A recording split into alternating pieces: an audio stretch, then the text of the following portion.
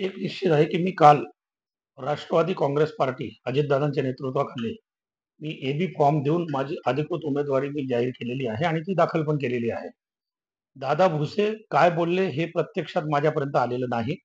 मी ते ऐकलेलं नाही किंवा बघितलेलं नाही. पण तरी देखील जर मान्य दादा भुसेंची जर प्रतिक्रिया अशी असेल, तर याबद्दल मी आज सांगेल, की हा पक्षाचा आदेश आहे.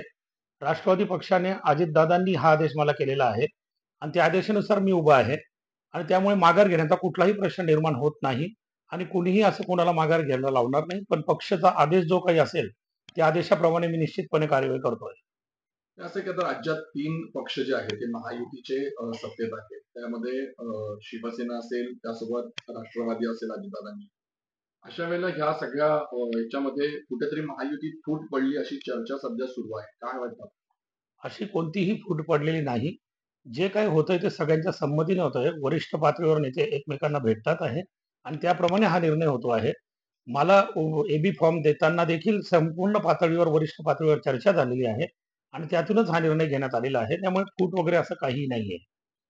अ, जर आता पक्षाने जर तुम्हाला कुठली जर आदेश दिला, तर तुमची भूमिका काय असेल? म्हणजे उमेदवारी कायम ठेवाल की माघार घ्याल? मला एक पूर्णपणे खात्री आहे, की पक्ष मला कधीही माघार घ्यायचा आदेश करणार नाही याची मला पूर्णपणे खात्री आहे.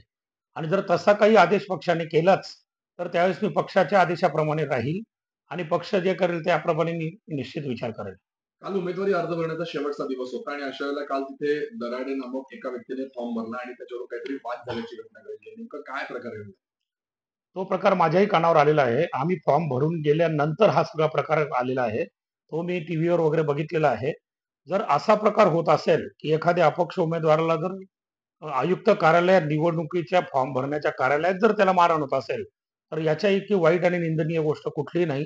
त्यामुळे या गोष्टीचा पहिले मी निषेध करेल. दुसरी गोष्ट, की अशा पद्धतीची जर दहशत आणि दादागिरी जर असेल, तर ही निवडणूक शिक्षकांची निवडणूक आहे काय? असा प्रश्न निर्माण होतो. कारण शिक्षक हा एक बुद्धिजीवी वर्ग आहे आणि पवित्र काम करणारा आहे. त्यामुळे या निवडणुकीकडे एका वेगळ्या पद्धतीने पाहिलं जातं जनरल निवडणुकांपेक्षा. आणि महत्त्वाचं म्हणजे की आयुक्त कार्यालयामध्ये पोलीस बंदोबस्त, संपूर्ण सगळे सिक्युरिटी असताना, आयुक्त तिथे हजर असताना जर हा प्रकार घडला असेल, तर हा प्रकार अत्यंत निंदनीय आहे. आम्ही याबाबत आता राष्ट्रवादी पक्षाने त्या आयुक्तांकडून त्या घटनेचे, त्या वेळेचे सगळे सीसीटीव्ही फुटेज आम्ही मागवले आहे आणि त्याप्रमाणे या घटनेवर कुठला गुन्हा दाखल करता येतो का? काही कायदेशीर कार्यवाही करता येते का? अशा प्रकारची विनंती आम्ही निवडणूक आयोग आणि आयुक्त यांना पक्षातर्फे करणार आहोत.